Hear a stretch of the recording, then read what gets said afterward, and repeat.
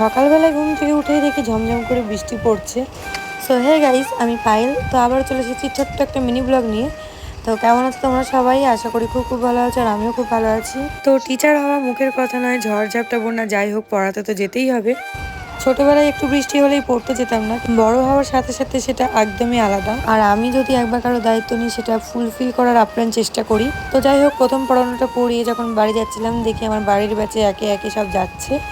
তো এই যে আরেকটা স্টুডেন্ট। তো আজকে আমার বাড়িতে মাও ছিল না, তাই দুবার পড়ানোর শেষে আমি চলে এসেছিলাম রান্নাঘরে ভাত বসানোর জন্য। মা আজকে গেছিল পলাশিতে, কারণ মায়ের মাসি মারা গেছে, হঠাৎ করে স্ট্রোক হয়েছে। ভাবতেই অবাক লাগে যে মানুষটাকে আগের বছরই দেখে আসলাম, সেই মানুষটা আজ আর পৃথিবীতে নেই। তো খবর শোনা মাত্রই মা সকালবেলায় বেরিয়ে গেছে, মা আর বাবা। আজকে আবার ছিল দোয়েলের ইংলিশ এক্সাম, তো আমি দুবার পড়ানোর শেষে রান্না বসিয়ে দিই। আর আমি খুব তাড়াতাড়ি করছিলাম, সিদ্ধ ভাত বসিয়ে দিয়েছিলাম, কারণ এরপরে আবারও ছিল আমার পড়ানো, তাই আমি একটু তাড়াহুড়োই করছিলাম। এই দিয়ে তৃতীয়বার আমি রান্না করছি, মানে ভাত রান্না করছি আর কি। এছাড়া চাউমিন, ম্যাগি ট্যাগি ওগুলো তো টুকটাক করি। এদিকে আমরা সকালে খেয়ে নিই লুচি আর ঘুগনি দোকান থেকে কিনে এনে। আর দুপুরে যেহেতু দোয়েলের পরীক্ষা, তাই দোয়েল সিদ্ধ ভাত খেয়ে বেরোবে। তরকারি টরকারি আমি সেরকম পারি না, সেই জন্য আর কি রিস্ক নিয়ে করিনি, কারণ টাইম হয়ে যাচ্ছিল পড়ানোর। তো এদিকে যেগুলো এঁটো হয়েছিল সেগুলো আমি একটু মেজে ধুয়ে রাখছিলাম।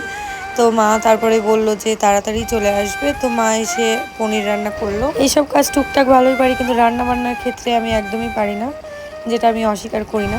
রান্নাঘর ক্লিন করার পর আমি 2 ঘর পরিষ্কার করে নিয়েছিলাম, আর দেখতেই পাচ্ছ পড়তেও চলে এসেছে।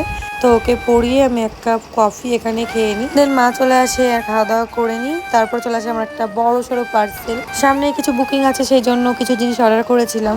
তো তোমরা যারা মেকআপের জন্য আমাকে বুকিং করতে চাও, অবশ্যই নিচে দেওয়া নাম্বারে কন্ট্যাক্ট করতে পারো। তো যাই হোক, এই যে পার্সেল দেখার পরে মনটা একটু ভালো হয়ে গেল।